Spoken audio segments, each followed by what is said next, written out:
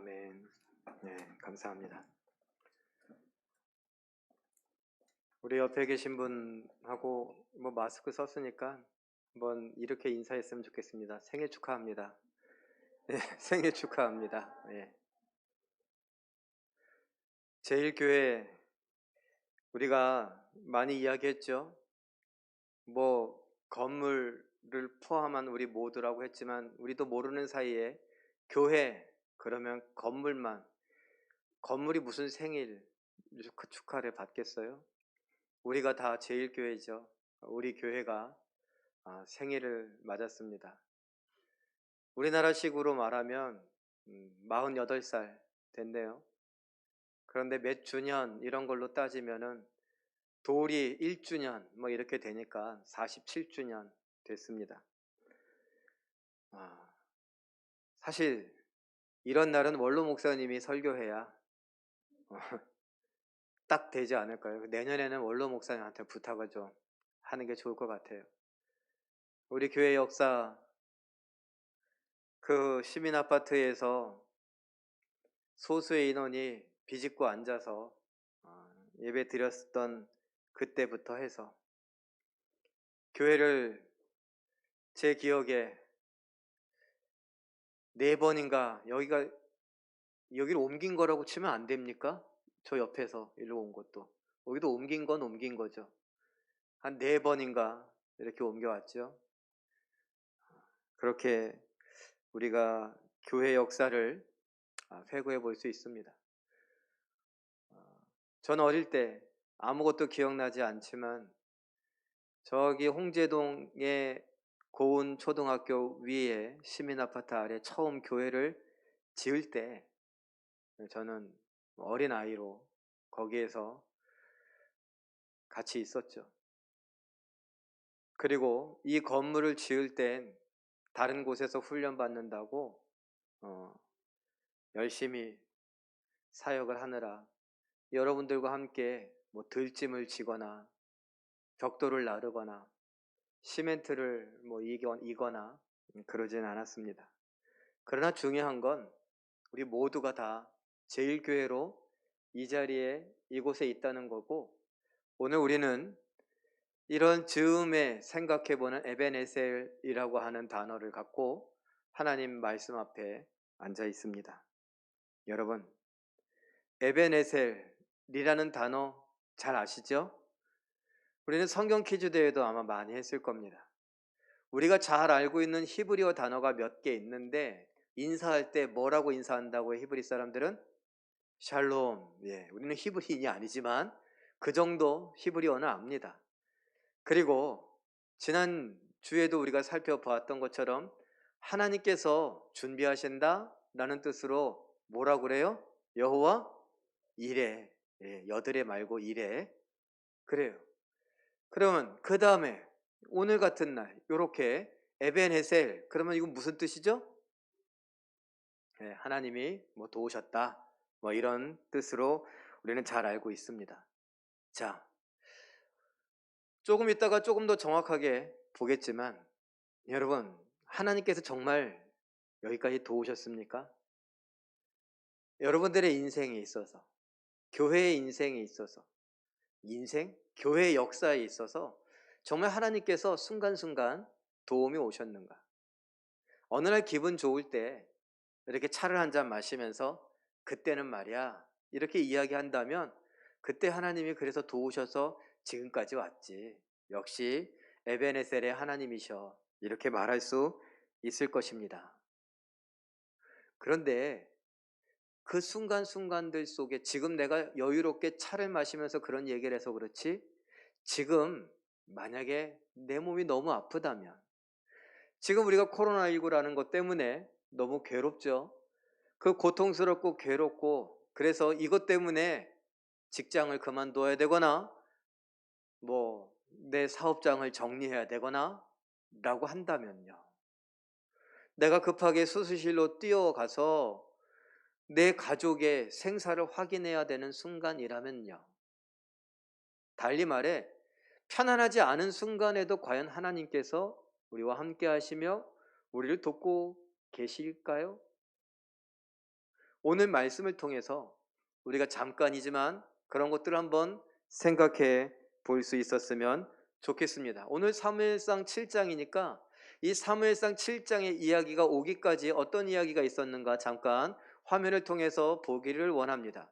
색을 두 가지 색으로 했어요. 어두운 색, 좀 밝은 색. 그 어두운 색의 의미는 알겠죠? 예, 웃을 수 없는, 기뻐할 수 없는 상황입니다.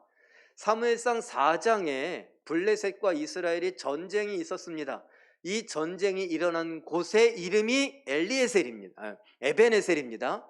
에벤에셀, 우리가 잘 알고 있는 하나님이 도우셨다라고 하는 그 곳에서 전쟁이 있었는데 이스라엘 사람들이 졌습니다. 심지어 언약궤를 갖고 왔는데 졌어요. 그래서 언약궤를 빼앗겼습니다.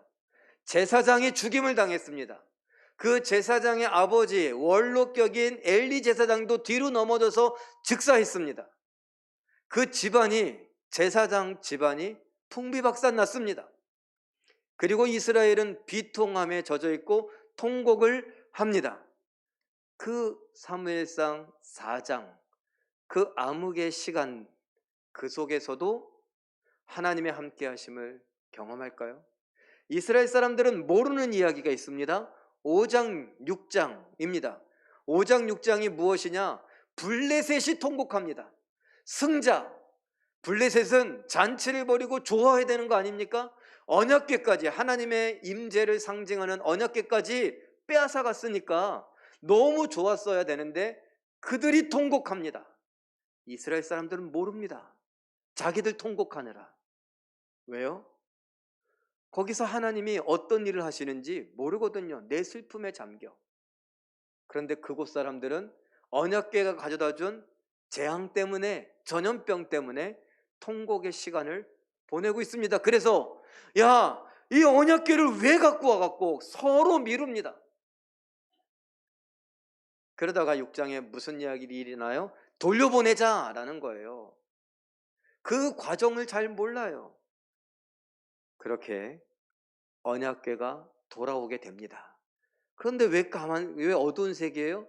언약궤가 돌아왔는데 여러분 같으면 어떠시겠습니까? 뭐 제가 갖고 왔다 그러면 뭐 이게 별로 신빙성이 없을 수도 있을 것 같아요. 그런데 원로 목사님이 저기 기도원에 가서 기도하시다가 갑자기 언약궤를 발견했다. 천국에 간 줄로만 알았던 그 언약궤를 하나님이 보여주셨는데 이게 환상인 줄 알았는데 아니 진짜 있다. 그래갖고 갑자기 옛날에 나무 실어 오듯이 막 안천호 장로님 부르고 막 지경 장로님 불러갖고 같이 막 가갖고 실어 왔어요. 자, 오늘 창립감사주일이라고 딱 들어오는데 저 로비에 뭔가 이렇게 허름한 듯한, 그런데 뭔가 신비로움이 가득 찬 그런 언약궤가 있다. 그리고 이게 뭐예요? 그랬더니 언약궤라고 거기다가 조그맣게 써놨어요. 아, 설마 이러시는 분도 있겠지만 믿었다. 여러분이 믿었다. 그러면 그 언약궤 어떻게 하시겠어요? 시기해서 스마트폰으로 찍기도 하고, 또 어떤 분, 더 호기심이 많은 분은 어떻게 해요? 야, 이게 살짝 만져라도 보겠죠? 그런데 더 궁금하신 분은 어떻게 할까요? 누군가 뚜껑을, 아유 그러면 안 돼! 그랬는데 뚜껑을 끽 하고 열었습니다. 열었다. 그러면 안 돼. 그런 사람도 궁금할까요? 안 궁금할까요? 말렸던 사람도 궁금해요. 그래서 뭐가 있어? 진짜 여기에 십계명이 있나? 여기에 만나가 있나? 여기에 아론의 싹단 지팡이가 있나? 막 들여다 볼 겁니다. 베세메스 사람들이 그랬어요. 그래서 죽었어요. 그래서 통곡이 일어납니다. 하나님의 언약궤가 돌아왔는데 또 웃을 수 없는 일이 일어난 거예요. 그리고 7장에 오니 사무엘이 미스바로 모여라, 기도하자. 그래갖고 기도하려고 모였어요. 그런데 기도하려고 모였는데 왜 그걸 오해하냐고. 블레셋 사람들이 전쟁하려고 모인 줄 알고, 야, 이스라엘 사람들 미스바로 모였대더라. 이놈들 봐라, 정신 못 차렸네. 그러고 가서 전쟁을 일으켜요. 그러니 여러분, 4장에서 블레셋 사람들한테 완전히 혼쭐이 나고 졌는데 언약궤까지 빼앗겼었는데, 그런데 이제 7장에 와서 또 블레셋 사람들이 쳐들어오려고 하니, 공격하려고 하니 기분 좋겠습니까? 올 테면 오라지 뭐, 죽기 아니면 까무러치기라고 이번엔 한번 사생 결단 내자고 그럴까요? 성경을 보니 그 사람들이 무서워했어요. 웃을 수 없었다고요. 5장 6장은 잘 모르는 내용, 블레셋 땅에서 일어난 일이라면 4장하고 바로 7장 이어지는 이야기입니다. 이스라엘 사람들은 지금 계속 암흑의 시간을, 웃을 수 없는 시간을 지나가고 있다라는 것입니다. 그러면 그 7장의 이야기를 조금 자세히 살펴볼까요? 사무엘이 3절에 보니까 이스라엘 백성들에게 이방 신상을 다 제거하고 하나님만 섬기라고 외칩니다. 그리고 5절에 미스바로 모여라, 우리가 여호와께 야훼께 기도하자. 그것 때문에 7절에 블레셋 사람들이 전쟁하기 위해 올라옵니다. 이스라엘이 블레셋 사람들을 어떻게 했다고요? 두려워했습니다. 웃을 수 없는 그 어두운 순간들이 찾아온 것이죠. 그리고 이어서 9절에 보니 여호와께 온전한 번제를 드리고 부르짖습니다. 왜?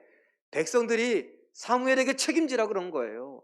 우리를 위하여 기도하기를 쉬지 마십시오, 부르짖으십시오. 그랬더니 부르짖겠다고 어린 양을 가져다가 온전한 번제를 드리며 하나님께 부르짖습니다. 그랬더니 9절에 바로 하나님께서 응답하십니다. 그 응답이 어떻게 하냐? 10절에 큰 우레를 발하셔 블레셋 사람들의 진영을 어지럽게 만드십니다. 10절에는요, 그 이후에 보니 블레셋이 이스라엘 앞에서 패합니다. 11절엔 이기는 이스라엘 백성들이 추격하며 오히려 상황이 역전됐다라고 합니다. 이것이 지금 7장의 이야기가 쭉 전개되어지는 것을 간단하게 말했고, 이 다음에 뭐가 나오느냐? 그 다음에 12절에서 우리가 알고 있고 우리가 이야기하고 싶은 에벤에셀이 나와요. 돌을 취해 에벤에셀이라고 부릅니다. 그리고 13절에 블레셋 사람들 굴복해서 이제는 침범 못하는데 그 이후에 보니 왜 그랬던가? 사무엘이 살아있는 동안에 하나님의 손이 막으셨다. 블레셋 사람들이 못 쳐들어오게 막은 겁니다. 14절에 보니 잃었던 성읍들 다시 다 되찾고 평화를 누리게 됐다. 이것이 7장 전반부에 있는 에벤에셀의 이야기가 나오는 이야기입니다. 자, 아까 어땠다고요? 기도하러 모였는데 얼마 전에 우리에게 참패를 안겼던 바로 그 블레셋이 또 쳐들어왔어요. 자, 제가 지나가듯 이야기했는데 4장에서 이스라엘과 블레셋이 어디에서 싸웠다 그랬어요? 에벤에셀에서 싸웠어요. 에벤에셀의 뜻이 뭐라고요? 하나님이 여기까지 도우셨다. 잘 모르면 그냥 하나님이 도우셨다, 뭐 이 정도는 알고 있죠. 자, 거기에서 이겼다고요, 졌다고요? 졌어요.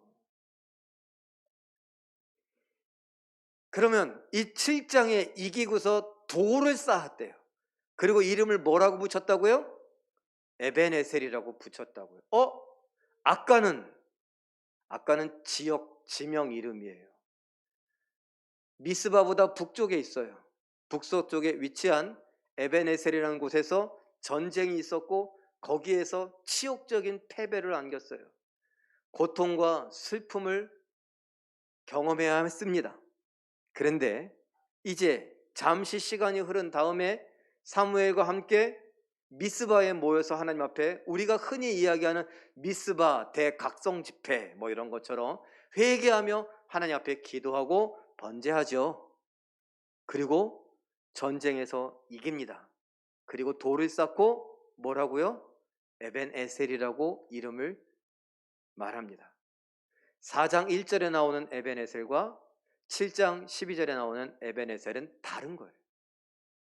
성경을 읽다가 여기서도 에벤에셀이라고 그랬는데 여기 다른 내용이에요.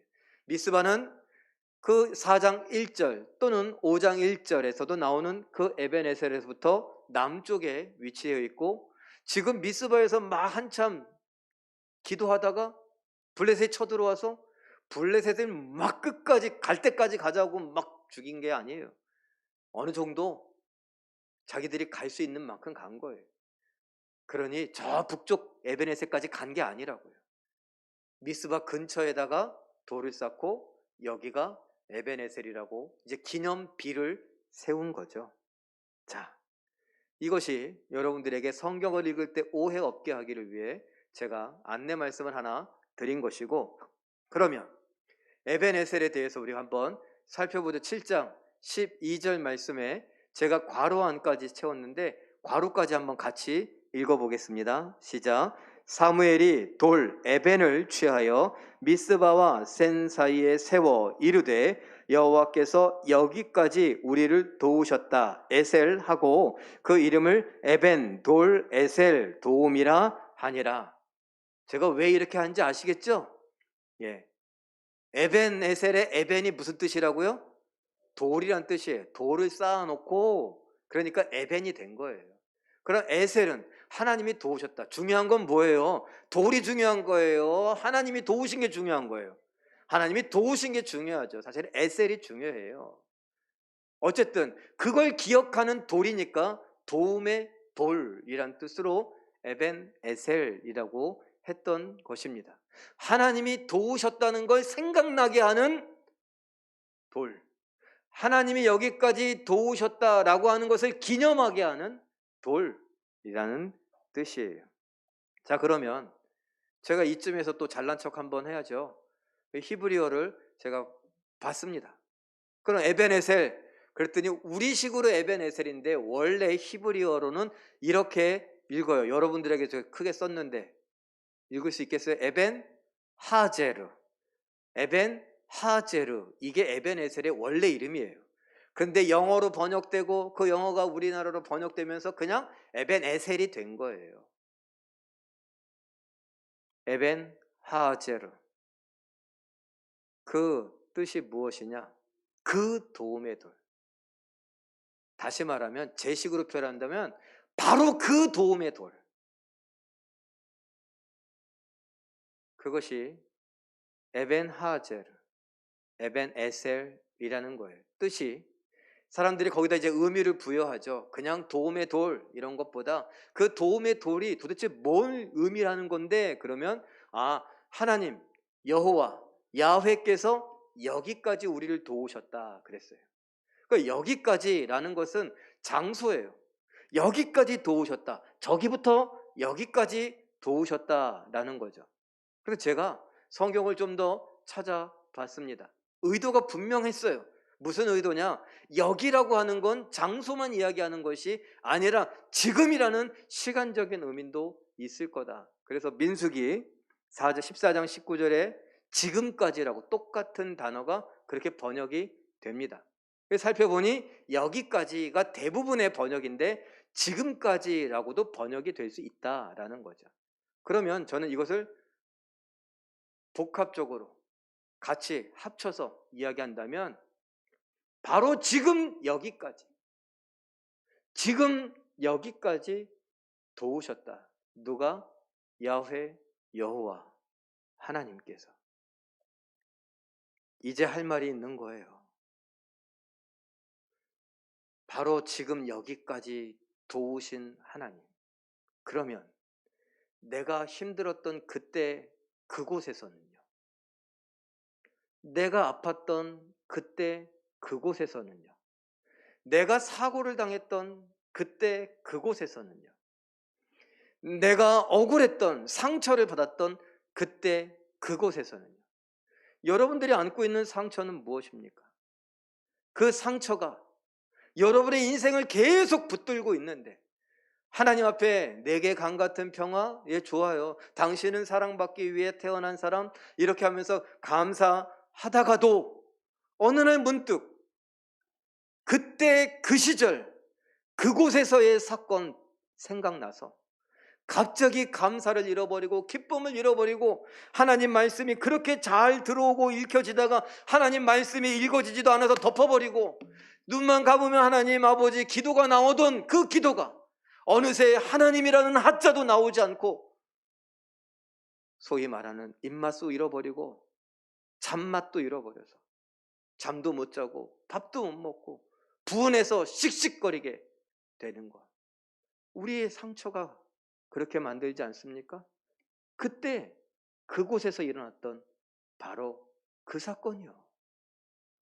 나에게 누가 뭐라고 했던 바로 그 사건이요. 그때의 기억이 선명해서 그 사람의 표정이, 그 사람의 말투가, 그 사람의 행동이 아직도 내 머릿속에 그대로 남아있다고 하는 바로 그예요. 그때 그곳에 하나님은 뭘 하고 계셨습니까?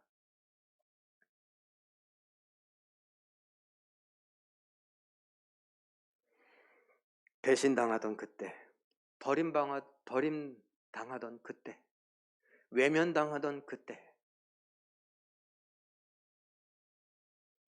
가슴이 찢어지는 것 같던 그때, 그곳에서 하나님은 나와 함께 하셨습니까?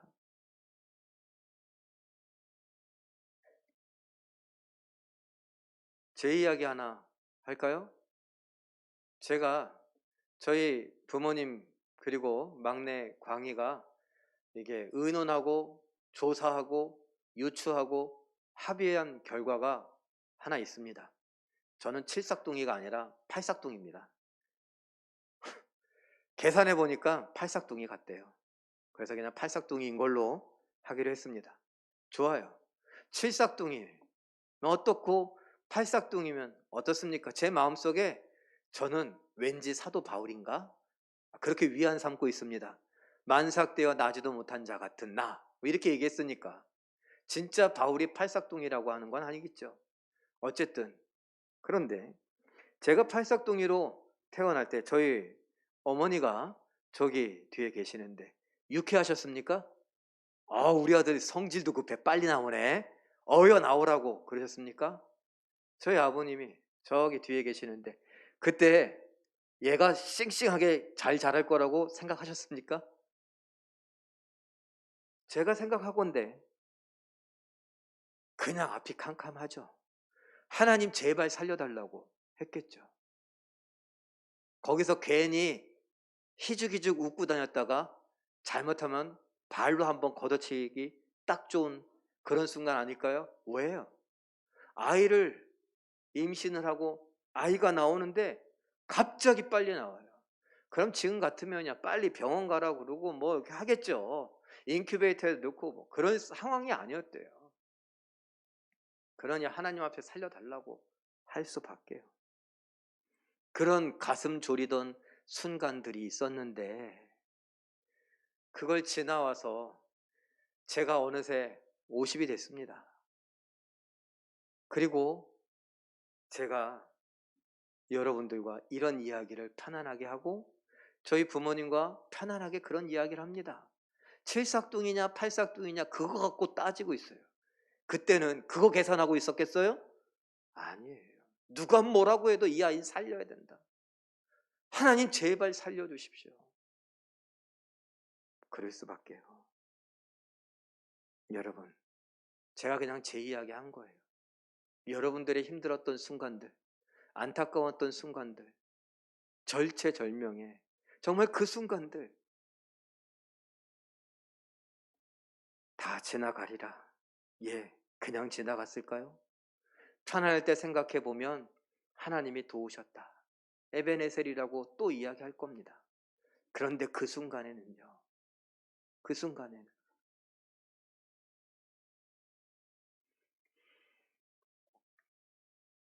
지금 여기까지 하나님이 도우셨다라고 한다면 그때 거기도 하나님은 계셨던 것입니다. 그때 그곳에 하나님이 우리를 돕고 계셨던 것입니다. 사사시대 때 이스라엘 백성들이 뭐라고 했어요? 지금 사무엘상이니까 사무엘상 전에 사사기, 룻기 같이 묶어서 사사시대예요.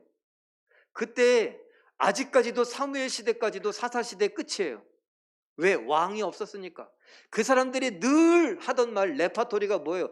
우리한테 왕이 없으니까 지금 이 모양 이 꼴이라고 그랬던 거예요. 우리한테 왕이 없으니까 자꾸 우리가 아말렉한테 당하고 미디안한테 당하고 블레셋한테 당하고 자꾸 당하는 거 아니냐고. 그랬습니다. 왕이 없어서요? 아니요. 하나님이 왕으로 그때 함께 하시며 이스라엘 백성들을 돕고 계셨어요. 조금 더 거슬러 올라가 볼까요? 애굽에서도 이스라엘 백성들이라고 하기에도 누추한 70여 명의 한 가족이 내려갔어요. 거기에서 430년간 노예 생활했다고요? 얼마나 힘들었을까요? 그런데 하나님은 430년 동안 이스라엘 백성들을 지키고 보호하셨다는 겁니다. 그 애굽의 그 이방 땅에 하나님은 그때 그 시절 그곳에 함께 하시며 돕고 계셨습니다. 그래서 장정만 60만 명, 약 40여만 명이 민족을 이루는 그런 기적을 맛보게 된 거죠. 돌보지 않았다면 어떻게 이스라엘 백성들 수가 그렇게 많아질 수 있을까요? 못 먹고 못 배우고 그런 노예 생활을 하면서 말이에요. 심판 중에는 어떠셨을까요? 조금 더 거슬러 올라가 보면 노아의 홍수 심판 때, 여러분, 노아의 홍수 심판 때 하나님은 뭘 하셨을까요? 앉아서 발코니에 앉아서 저 지구가 물바다 되고 있는 것을 즐기고 계셨을까요?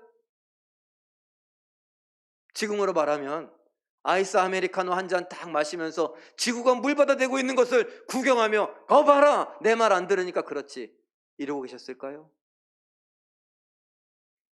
노아 홍수 때 하나님이 살리셨습니다. 누구를요? 노아와 함께 8식구를요. 그와 함께 있던 동물들을요. 어디에서요? 방주에서요.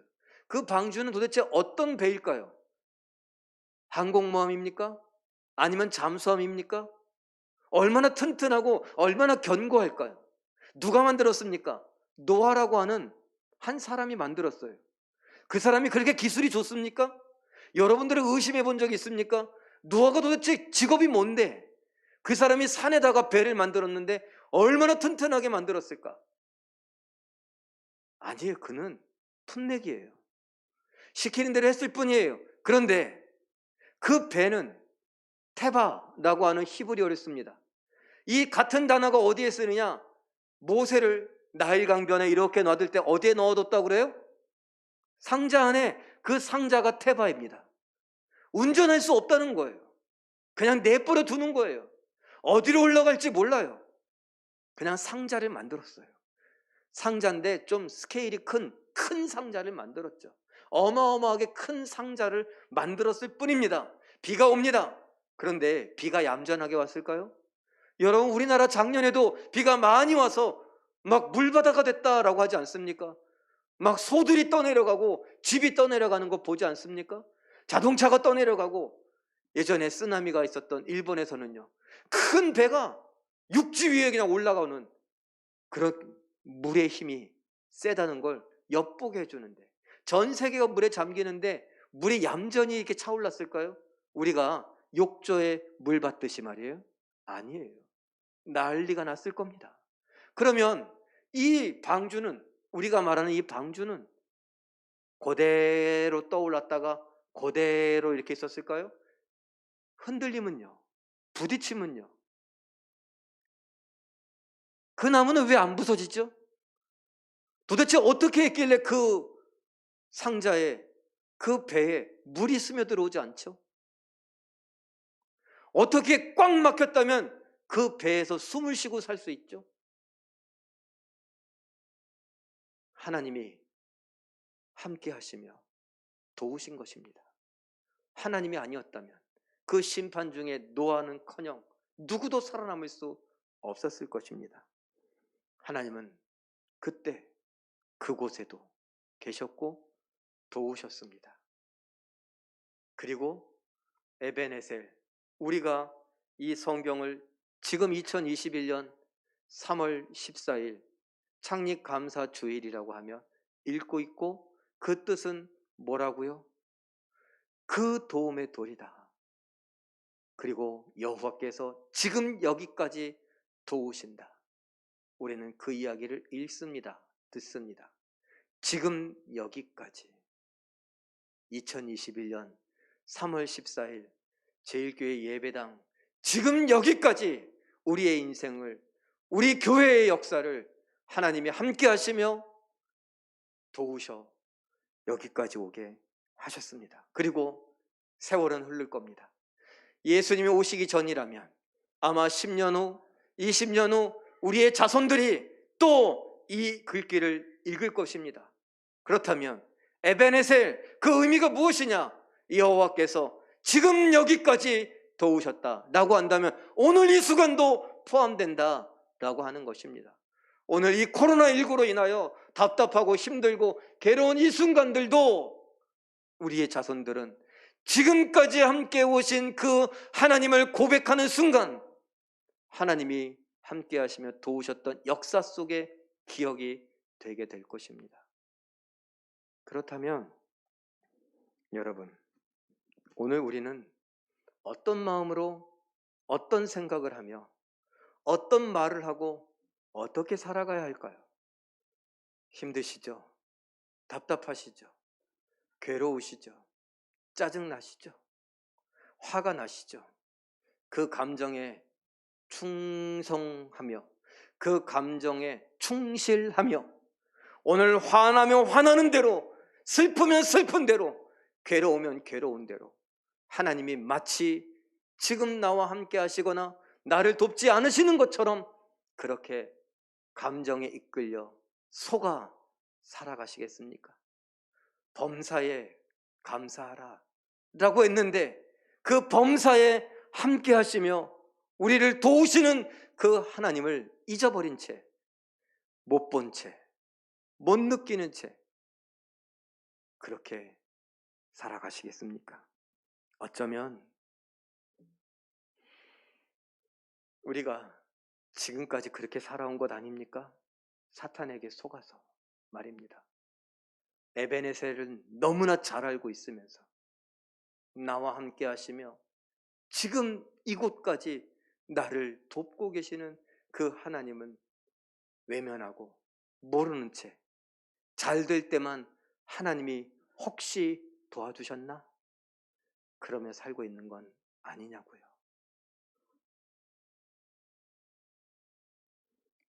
요한복음 14장 16절 말씀 우리 함께 읽습니다. 시작. 내가 아버지께 구하겠으니 그가 또 다른 보혜사를 너희에게 주사 영원토록 너희와 함께 있게 하리라. 히브리서 13장 8절 읽습니다. 시작. 예수 그리스도는 어제나 오늘이나 영원토록 동일하시니라. 십자가에 못 박혀 죽으셨던 그 예수님이 그때 그 마음으로 오늘 우리의 한 사람 한 사람을 사랑하고 계십니다. 십자가에 못 박히던 못이 이 살을 뚫고 들어갔던 그것을 애써 참고 견디던 그 사랑으로 오늘 우리를 힘껏 돕고 계십니다. 힘드시지만 그 힘든 중에 하나님의 도우심을 경험하시되 오늘 에베네셀, 그 에베네셀의 하나님, 지금 이곳까지 도우시는 그 하나님을 맛보고 누리고 그 하나님 때문에 힘을 내어 내 삶을 힘껏 살아가시고 사명을 감당하시고 하나님 나라 이루어 가시는 우리 모두 되시길 예수님의 이름으로 축원합니다. 기도하겠습니다. 사랑의 하나님, 생각해보니 에베네셀은 하나님의 사랑입니다. 그 사랑을, 변함없는 사랑을 기억할 수 있게 하시고 그 에베네셀의 하나님 때문에 오늘을 견디고 이기며 승리케 하여 주시옵소서. 우리로 인하여 감사 가득한 삶을 살게 하시고 하나님께서 맡기신 사명을 이루어가게 하여 주시옵소서. 감사와 찬양을 드리며 예수님의 이름으로 기도하옵나이다. 아멘.